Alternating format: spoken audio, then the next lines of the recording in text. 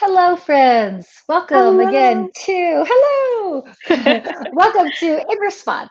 This is my interview series I'm doing with really cool people. My name is Mia Park, and this whole series is called In Response: Interviews with Intriguing Internalizers. And I'm speaking with really cool people that I am connected with, lucky enough to be connected with, who are all over the world. And I'm live streaming this on my YouTube channel, my Facebook page, and the videos live there. And the world is a little bit more on fire now than it has been recently, I feel like. And so this interview series is inspired by events of the world, but just human condition. And today's wonderful guest can talk a lot, very wisely, spiritually, insightfully about the human condition. So, We'll see. yeah, well, no pressure, no pressure. And also, I just want to say, like, Asian women wear black on interview because this is what we do. This is what we do, apparently. Is that what we do? I I guess didn't so. realize it. I guess it came like innately or something. Today we do. Today we do. But anyway, so Candice and I met at a yoga teacher training in Chicago. Girl, that was 6 years ago already. I think it Whoa. was, I'm yeah, I think it was surprised. about 6 years ago. Wow. Maybe Okay. 7. I think But I 7, think actually. 7 even. 7. Yeah. So time goes fast. Really But we fast. met, yeah, and Candice was working on her doctorate in counseling studies and like academic and lovely soul and just lovely human being. And we connected in this yoga teacher training. And then now she is doing so many fabulous things, working as a licensed counselor, but also a Not world. anymore, actually. Oh, you're not licensed anymore. Okay. No, I'm licensed. I just don't work with under my license. Since I'm traveling so much and doing my healing work on the Okay. road, Well, that's why don't not you? Yeah. something you do under your license anymore. So, but no, no, continue. Oh, okay. No, I no, just okay. wanted Then, to correct no, that that's in case. interesting. I know. Well, that's part of the deal. Candice has been Yeah. this like wonderfully like world traveling, free spirited soul, also with a lovely kind of umbrella branding, embody your nature, which includes a lot of different wonderful offerings, podcasts, writings, meditations, counseling services, and traveling around Healing, the yeah. healing Holistic services. Sorry, healing, yeah. That's okay. A little and bit now you're in different, but that's Mexico. okay. And now you're in Yeah. Mexico. Yes. Yes. Cool. So, is there anything else you want people to know about you? Well, the work I do is, as you said, it's called Embody Your Nature. It's embodiment. It's about being yourself and being whole. So, no, you described it great, and thank you. It's a joy to be able to travel and meet people and to continue my own healing work around the world as I'm seeing myself in different reflections in different ways. Yeah, it's wonderful. The world's really intense right now. So to date stamp this, it's May 30th, Yeah, 2020. yeah, And there's a lot of, for posterity, a little explanation. We are still very much in relationship with this COVID-19 health pandemic. But right now, like American white police officers can't stop killing Black people.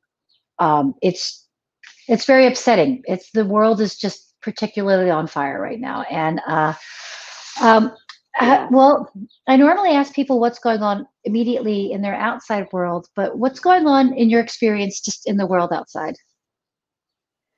Well, I reached for the tissue box because I made sure to bring this because honestly, for this last hour, I've just been crying. Like it's Yeah. been really painful to see what's going on outside and just to like let that cycle through my inner being and what's happening for me. And when I see everything that's happening, I strongly believe that everyone has a right to live.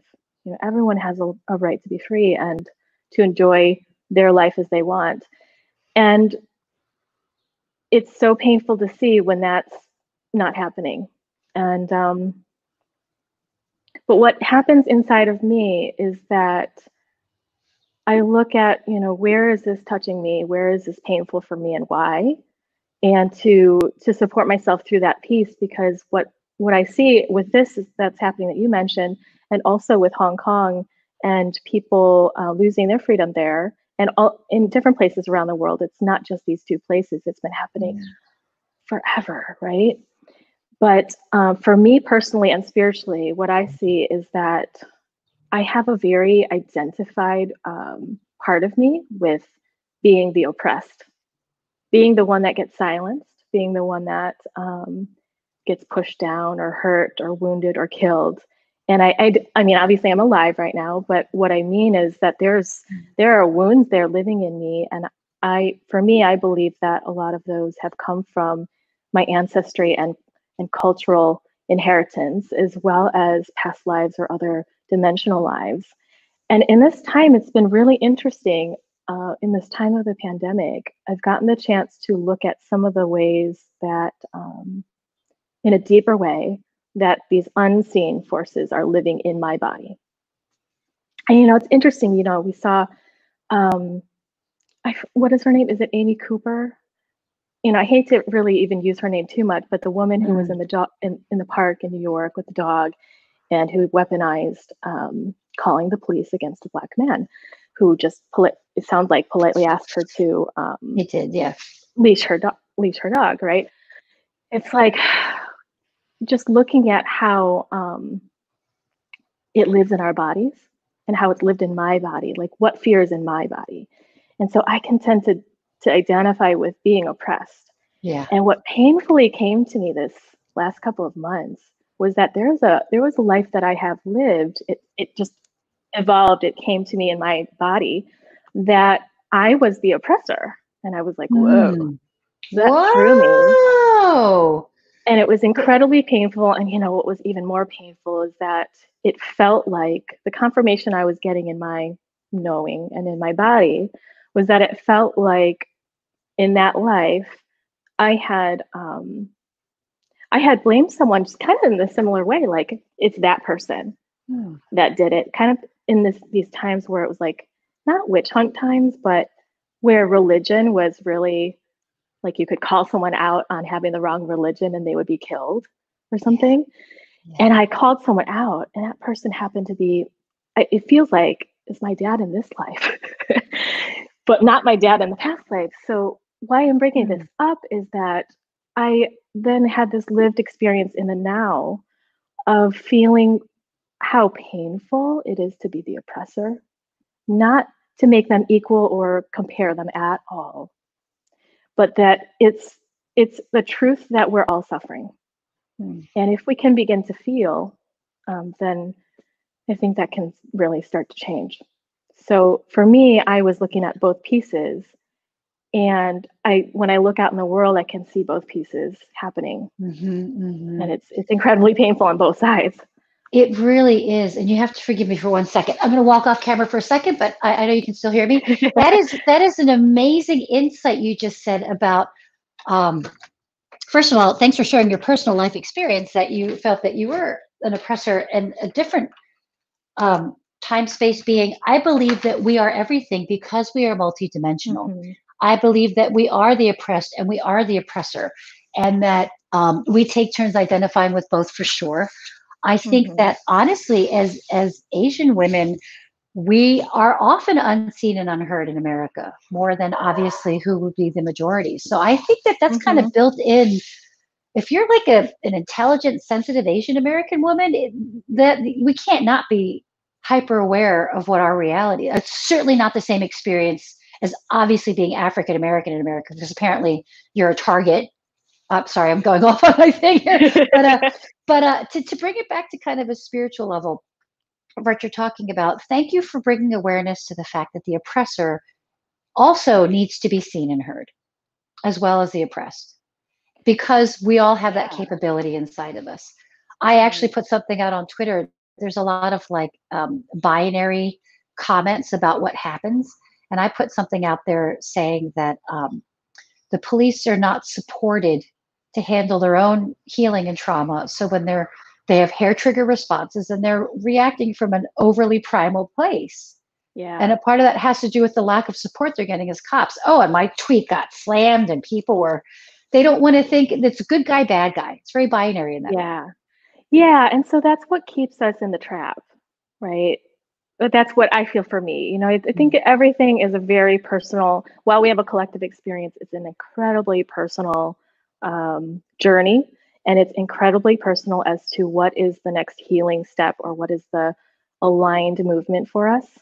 And so when I share this, this was really for me where I am, and everyone is going to have their say and their own freedom on what they need to be doing for themselves, what they want. And I think what I've looked at is, how am I the creator of this too? You know, from a really far back place, like the expanse of life, how have I created this scenario where I feel I'm the silenced one, perhaps, or and I have felt that way at times, or I am the oppressed or whatever, and not to ignore systemic issues, of course, but this is just how I process it for myself. And where I am is that is a dynamic that is, it's a duality where you're on one side or the other, and either way, it's coming from the same energy underneath. And so for me, in this time, I've really wanted to get to that underneath space. What is that that's living under there? And how do I come out of that whole dynamic itself, in itself? And not be one or the other. So, and not be one or the other. Right. Yeah. I just want to make a quick comment. Bill, thanks for commenting. And Peter, yes, I do know. We talked about Candice before. So Peter put a comment on there saying, do you know that he knows both of us? Yes, Peter, I do know that you know that we know. Yeah, but cool. Peter. But thanks for commenting. So Candice, I feel like you've maybe answered this already, but what are there any kind of like specific philosophical or spiritual responses that you're having, maybe beyond like the self desire to look at what's underneath things? Yeah. Like anything in particular? You know, when I a big thing that's been going on for me, when I first ventured out to Mexico, I was in Michigan before that, and it just flushed through me. I needed to surrender in a deeper way to who I am and get truly aligned with that at a really deep level. And so surrender was just like, okay, how can I surrender? And that's what brought me to Mexico.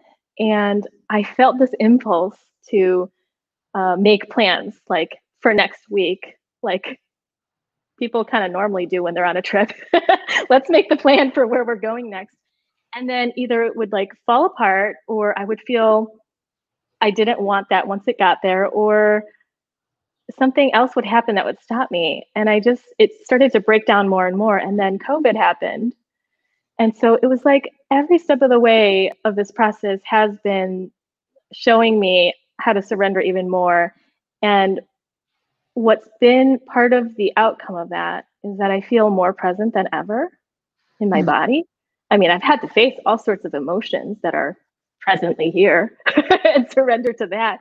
But also I feel like I've been in some sort of training for being super present right here and now, and then moving from here in this space of unknown, not in this planned out life anymore.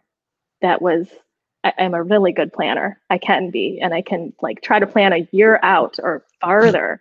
Wow. But, and it just wasn't working for me anymore. And I feel a lot happier just being kind of like a horse can be. And, I love horses. Just being faced with what's present in the moment and addressing that and being with what's here now. And it's brought me a lot of pleasure, a lot of sensuality, like with my surroundings. Obviously, I'm here alone during this time of the pandemic still. So I'm not like in contact with people as much, but surrender and allowing the things to flow through me and allowing alignment, a clearer alignment with myself. That's been spiritually like the big picture of what I've been going through. So when you say spiritually aligned with yourself, I hear that coming through the way of being the capacity to be present with what's happening. Is there any other way that you feel that that you're spiritually aligned with yourself? Because that might help others know when they're spiritually aligned with themselves. That's a great question. I love that. I love what you said about the presence. That's definitely part of it.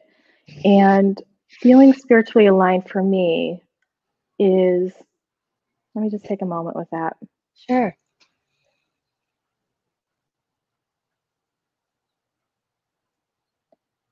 is it's a feeling of being in connection with all the different parts of me, and then knowing which part of me to listen to as far as what's right now and what's, more immediately the next step for me, and what I need to look at right now, what I need to be doing or want to be doing. So it's hand in hand with my desire, and pleasure is often my compass now. And I don't mean just the very simple pleasures, although that's part of it. Like, it's really important we exist to enjoy things, I believe. And it also includes like a deeper pleasure, like what really gives me meaning and joy right now. And that changes all the time. And that also includes my connections with other people or the world. But a lot of times it's right here in this moment, and what's aligned right now, what feels like the right thing for me to do. And I've often battled, I'm not sure if that's the right word, but I've often looked at like this need in me to save the world, to look at everything that's going on and like, how can I be part of the solution, or how can I decrease someone else's suffering? And I've realized that if I come into myself in my own freedom and peace, that actually can be one of the most powerful ways that others can find their own peace. And I believe that it is a very deep personal responsibility on each person's part if they want it. If that's what they want to do, if they want to find their own peace or freedom, it's a very personal experience, though we are here to support each other. So I have found that that's, at least right now in this time, the most aligned way for me to bring peace in the world is that, as I mentioned, like this unseen space of the things that I digest through my body and heal, and the way I can love in myself and around me, that does make its unconscious way out into the world. And it's not for that purpose, but it just comes hand in hand. Mm-hmm. That's nice. I feel like I should step back and maybe explain if for people who are watching and don't know. So Candice and I met studying with a very like unique human being, someone who's very in touch with a lot of the ethereal bodies and kind of things that aren't so easily accessible by most people. So we did a very deep training together, didn't we? There was an advanced 300-hour. So yeah, it was nice. So I think that it takes a special person like you, and I guess like me, to be even attracted to a program that goes that deeply with things. So do you feel like, knowing that with that training, and then you also have your academic training because you were like, working on a PhD at a certain point, right? Do you feel like do you have a teacher now, or what other trainings are you a student of that are helping you feel more spiritually aligned and connected with your experience? I have done so many different kinds of healing work and trainings, and rather than list them here, if you want to look them up, you can go on my website for anyone listening. But rather than list them here, my teacher now is my body and the energies through me, and listening to that, and listening to what is here for me, what are the messages inside of me, and what wants to be seen, what now. And if I just letting my own power come through and interacting with that. So I do still learn from other people all the time. However, lately it's been a time of going inward to let the wisdom come through me, and what wants to be created through me to come through as well, and to honor that. So there may come another time where I go for some outer trainings, but just right now, this is where I'm at. That's awesome. I think you, like you said, I think it takes a lot of capacity for holding space for yourself to be able to listen to that kind of training you're learning from inside of you. So thanks Very for doing much. that. Yeah, because when you're Thank doing you. it, it sets a vibe for all of us. Well, we're almost at time, my dear. So is there Crazy. That was yeah, fast. no, you and I could talk about everything. Is there anything that like, if you want to offer anything like advice or a question or a thought or a poem or just anything else you'd like to mention?